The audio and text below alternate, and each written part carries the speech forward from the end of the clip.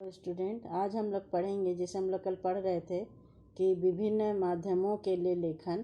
तो हम लोग पढ़े थे रेडियो नाटक किस प्रकार से लिखा जाता है और उनके लिखने के समय किस किन बिंदुओं पर हमें ध्यान देना जरूरी है। आज हम लोग पढ़ेंगे टेलीविज़न के लिए। तो तीसरा आता है टेलीविज़न। पहला अखबार पढ़े थे, पत्रिका पढ़े थे मुद्रण वाला, और फिर रेडियो नाटक पढ़े थे। आज हम लोग पढ़ेंगे टेलीविज़न। तो टेलीविज़न होता है दृश्य श्रव्य दोनों प्रकार का माध्यम है, अतः उसकी स्क्रिप्ट बनाते समय ये सावधानियाँ जरूरी है। कौन कौन है? शब्द जो है वो पर्दे पर दिख रहे शब्द के अनुकूल हों, साथ ही उसमें कम शब्दों में अधिकाधिक समाचार देना होता है। किसी भी टीवी चैनल पर खबर का आधार तो वही होता है जो अन्य माध्यमों में प्रचलित है, पर आज तकनीक बहुत ज़्यादा विकसित हो चुकी है। सभी कोई जानते हैं, टेक्नोलॉजी बढ़ गया है, उसको पकड़ पाना सहज संभव नहीं है। फिर भी कुछ महत्वपूर्ण बिंदु है, जैसे पहला नंबर आता है फ्लैश या ब्रेकिंग न्यूज़। हम लोग जानते हैं ब्रेकिंग न्यूज़ भी, ऐसे छोटा छोटा क्वेश्चन भी आ सकता है कि ब्रेकिंग न्यूज़ किसे कहते हैं। तो ऐसे होता है कि ब्रेकिंग न्यूज़ सबसे पहले कोई बड़ी खबर जो होती है, जो हमें माने लोगों को चौंकाने वाली होती है या एट रैंडम घटी हुई घटना रहती है, उसको ब्रेकिंग न्यूज़ कहते हैं। और ब्रेकिंग न्यूज़ के रूप में तत्काल दर्शकों तक पहुंचाई जाती है, अर्थात सारे समाचारों को रोक करके वो न्यूज़ दिया जाता है। जैसे हम बीच बीच में कभी कभी सुनते हैं, जैसे कोई देश में बहुत बड़ी घटनाएं घट गई, उसके लिए वो न्यूज़ हमेशा ब्रेकिंग न्यूज़ के रूप में प्रकाशित किया जाता है। तो जिसमें कम से कम शब्दों में सारी सूचनाएं दे देनी चाहिए। ठीक है। दूसरा है ड्राई एंकर। अब ड्राई एंकर किसे कहते हैं? इसमें एंकर खबर के बारे में दर्शकों को सीधे सीधे बताता है कि कहाँ, क्या, कब और कैसे हुआ। काहे कि हमें ये जानने की, दर्शकों को ये जानने की इच्छा रहती है, इच्छुक होते हैं वे। अगर किसी घटना को सुनते हैं तो वे इच्छुक रहते हैं कि ये खबर कहाँ हुई, कैसे हुई, कब हुई और क्यों हुई। ये सब बातें दर्शकों के मन में घूमती रहती हैं। तो ये बताना एंकर का काम होता है। जब तक खबर के दृश्य नहीं आते, एंकर दर्शकों को रिपोर्टर से मिली जानकारियों के आधार पर सूचनाएं पहुंचाता है। अब तीसरा है इसमें फ़ोन इनके द्वारा इसके बाद खबर का विस्तार होता है और एंकर रिपोर्टर से फ़ोन पर बात करके सूचनाएं दर्शकों को देता है।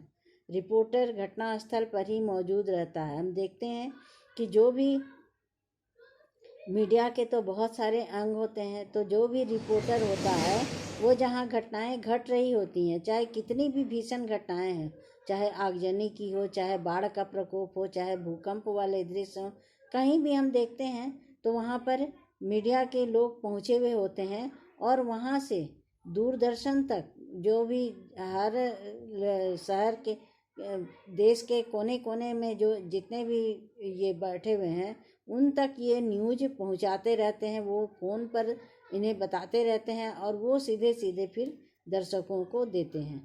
अब उसके बाद आता है एंकर विजुअल। जब घटना के दृश्य या विजुअल मिल जाते हैं, तब उन दृश्यों के आधार पर खबर लिखी जाती है जो एंकर पढ़ता है। अर्थात पढ़ना और लिखना ये दोनों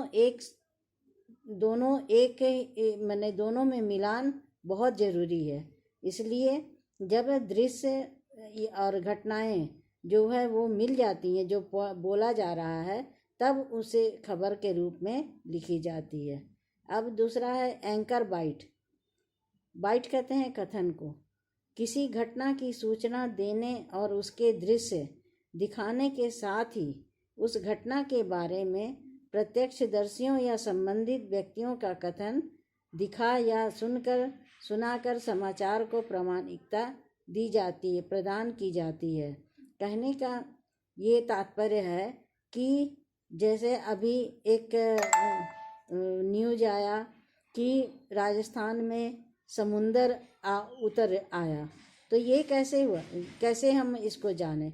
जब वहाँ से वहाँ पर कोई मीडिया कर्मी गए और मीडिया कर्मी जा करके उन्हें वहाँ के जो भी व्यक्ति पहुँचे हुए थे उन व्यक्तियों से वहाँ बातें की कि क्या यहाँ कभी पहले ऐसा, या बारिश का जो पानी यहाँ जमा है वो पहले जमा रहता था, जो भी। तो वो वहाँ से उस घटना की सूचना वहाँ जो प्रत्यक्षदर्शी हैं, जो सामने देख रहे हैं, उनसे बात करके वो उनकी सत्यता प्रमाणित की जाती है। उसके बाद आता है लाइव समझते हो कि जहाँ पर जो घटनाएं घट रही हैं उनको दिखाना। तो घटना स्थल से सीधा प्रसारण जो होता है उसे ही लाइव कहते हैं। जैसे तुम लोग देखते हो अधिकतर टीवी प्रोग्राम, इसमें क्रिकेट का जो प्रोग्राम होता है वो घटना स्थल, क्रिकेट का जो मैदान है वहाँ क्रिकेट खेला जा रहा है और उसका सीधा प्रसारण किया जाता है।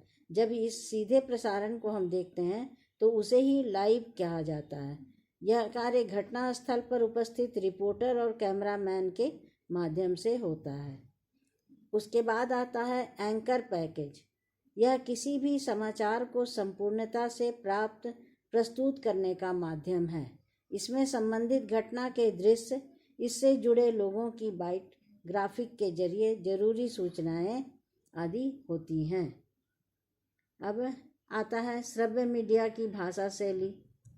तो श्रव्य मीडिया क्या है? भाषा ऐसी होनी चाहिए जो सरलता से बोधगम्य हो सके, मतलब सरलता से सभी कोई उसे जान सके और उसका स्तर हमेशा बना रहना चाहिए। ऐसा नहीं है कि जो घिसे पिटे शब्दों में समाचार को बोला जा रहा हो। वाक्य छोटे छोटे और स्पष्ट होने चाहिए। वह सरल और लोगों को आकर्षित करने वाली होनी चाहिए। कुछ शब्द होते हैं जिनका प्रयोग वर्जित होता है, निम्नलिखित, उपरोक्त, अधोहस्ताक्षरित और क्रमांक, ये सब शब्द जो है वो उनका प्रयोग नहीं होना चाहिए, क्योंकि ये सब शब्दों का बहुत सारे लोग इसका अर्थ नहीं समझ पाते हैं। इसी प्रकार तथा, एवं, अथवा, व, किंतु, परंतु, यथा आदि शब्दों का भी प्रयोग कम ही करना चाहिए। उनके स्थल पर और, या, लेकिन आदि शब्दों का प्रयोग करना चाहिए। साफ सुथरी भाषा लेखन हेतु गैर जरूरी विश्लेषण, सामाजिक और तत्सम शब्दावली, अतिरिक्त उपमाओं आदि से बचना चाहिए। मुहावरों के प्रयोग से भाषा में चमक आ जाती है और मुहावरे का प्रयोग स्वाभाविक रूप में ही होना चाहिए। वाक्य छोटे हों, एक के वाक्य में ही बात कही जानी चाहिए ताकि उसकी जो एक दूसरे से तार जुड़ी हुई है वो हमेशा जुड़ी हुई ही रहनी चाहिए। इस तरह से हम देखते हैं कि जो टेलीविज़न की भाषा है, टेलीविज़न में जो समाचार लिखे जाते हैं उनकी भाषा पर भी हमेशा ध्यान देना जरूरी है और हमेशा सरल सहज शब्दों का ही प्रयोग उसमें होना चाहिए। तो आज हम लोग यहीं तक पढ़ेंगे। अब अगले दिन